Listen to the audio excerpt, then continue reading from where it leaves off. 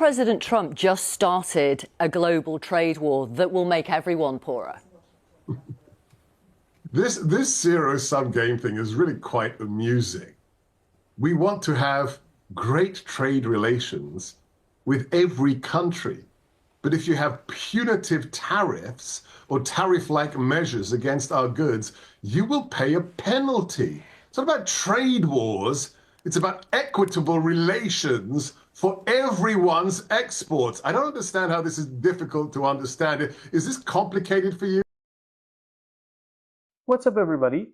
Jackson here, and this Sebastian Gorka interview about the tariffs gets tense fast.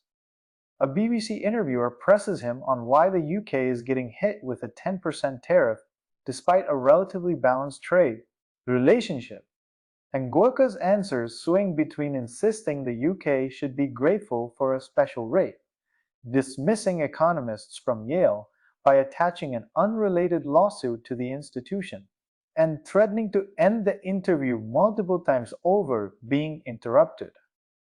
There are also real economic figures cited here worth checking, including a Yale Budget Lab estimate on household costs and quotes from actual Republican lawmakers expressing concern about the tariffs hurting their own constituents. I want to break down what's solid here and what's deflection. Stick with me, get that like in, get subscribed, because we go through the substance, not just the friction. Now let's get into it. Has President Trump just started a global trade war that will make everyone poorer? This zero-sum game thing is really quite amusing. We want to have great trade relations with every country. But if you have punitive tariffs or tariff-like measures against our goods, you will pay a penalty. Let's go live to Washington, D.C. then and talk live to Sebastian Gorka, Deputy Assistant to President Trump and Senior Director for Counter-Terrorism. Thank you very much for talking to us. I hope you can hear me okay, Mr. Gorka. Yes, I can. Thank you. Loud and clear. Can you confirm, just so we're absolutely clear here in the UK, the tariffs being imposed on the UK will be 10% on everything the UK sends to the US? I'm not going to gainsay anything I've just heard on your programming, so it sounds correct to me. We have a special relationship, and we still have a special relationship. Well, it's not that special, is it, if you've imposed 10% tariffs on everything? What? Did I finish my sentences, or are you going to do the usual BBC thing? Go right ahead. So you're after Brexit, you've reaffirmed your independence, and I think that is being proven today by the special rate that has been afforded to the UK. So we should be grateful here in the UK. Businesses here should be grateful. Would you like to have the EU tariff level instead? Well, some people here don't really understand why there's any 10% tariff at all, considering the trading relationship between the US and the UK is balanced. It's not about balance. It's about what is being done to US goods coming into the UK, because President Trump believes in free trade, but he also believes in fair trade. And there's nothing to say that the current rate, the exempted rate, the special rate you have been afforded could not improve. It is the beginning. And I think I find it strange that you've been afforded such an exceptional status, and you're complaining? I'm not sure I understand that. I don't speak on behalf of the whole UK, let alone for the UK government. Has President... Oh, sorry, just let me check then. So what does the UK need to offer the US in order to either bring that 10% down or eliminate it altogether? It's not complicated. It's very, very simple. The goods of each trading partner should be handled and should be taxed, should be tariffed at commensurate rates. There should be parity. So if you don't discriminate against US goods, then the other partner, in this case the UK, will not have their products discriminated against. It's very, very simple. A kindergartner should be able to get that. So we need to get rid of VAT on the US goods that we sell here? there should not be any kind of pejorative handling, negative handling of US goods if they do not wish to be reflected in the way that UK goods are handled. It's like the most simple equation. Do unto others as you would wish to have done unto yourself. I think I read that somewhere in a very important book. Has President Trump just started a global trade war that will make everyone poorer? This zero-sum game thing is really quite amusing. We want to have great trade relations with every country. But if you have punitive tariffs or tariff-like measures against our goods, you will pay a penalty. It's not about trade wars. It's about equitable relations for everyone's exports. I don't understand how this is difficult to understand. Is this complicated for you? So a research centre at Yale, the Budget Lab, found that tariffs at 20% would cost, for example, US households up to $4,200 every year. Winner of the Nobel Memorial Prize in Economic Sciences, Joseph Stiglitz, said virtually all economists think that the impact of the tariffs will be very bad for America and the world. They will almost surely be inflationary. Are they wrong? Are these the same experts that told us masks would save you from COVID and it didn't come from a lab? Okay, you don't like them. Let me give you some more then. Again, you're doing it again. Stop, okay? No, you don't like them. You let me respond or you don't invite me on your show. It's that simple. Can I respond? Go ahead.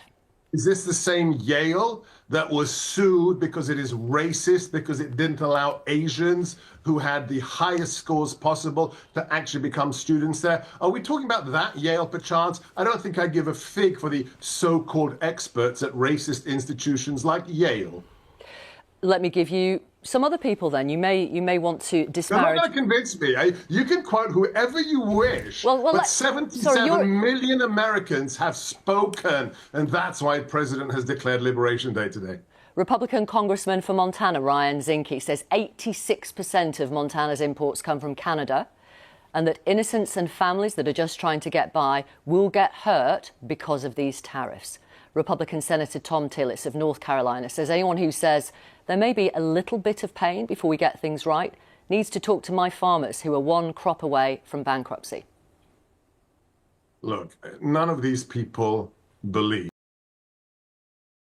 Let's start with the actual economic argument, because there's real substance buried under the tension here. The interviewer cited a Yale Budget Lab estimate that a 20% tariff could cost US households up to $4,200 annually, and referenced economist Joseph Stiglitz's view that tariffs would likely be inflationary.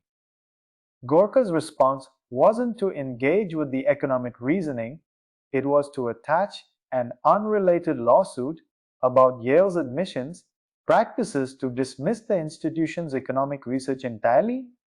That's worth naming directly. Whether or not that lawsuit exists or has merit, it has no bearing on whether a specific economic estimate from a research center at that university is accurate. That's a logical substitution, not a rebuttal. And it's worth recognizing that pattern, regardless of who's doing it or which institution is being targeted. The more interesting moment, honestly, is when the interviewer cited actual sitting Republican lawmakers, a Montana congressman, noting the state gets the vast majority of its imports from Canada, and a North Carolina senator relaying concerns from farmers close to bankruptcy. Gorka's response there was to acknowledge these are people he knows personally and respects, while still saying they're wrong, without actually explaining why their specific localized economic concerns don't apply. That's worth sitting with. Dismissing a concrete, constituent-level concern with a general appeal to long-term strategy doesn't actually answer the specific worry being raised on the special relationship and special rate framing for UK. It's fair to note that a 10% tariff, even if lower than rates applied elsewhere, is still a real cost increase on UK exports to the US, and calling it a favor rather than a burden is a framing choice, not a neutral description. Whether that reset in trade terms produces the long-term benefit Gorka describes is a genuinely open economic question. And it's the kind of claim that will be judged by what actually happens to trade volumes and consumer prices over time, not by how confidently it's asserted in the moment. On the manufacturing jobs point, the interviewer noted that manufacturing employment as a share of total US jobs was not meaningfully higher at the end of the first Trump term than at the start, despite tariffs being in place for most of it.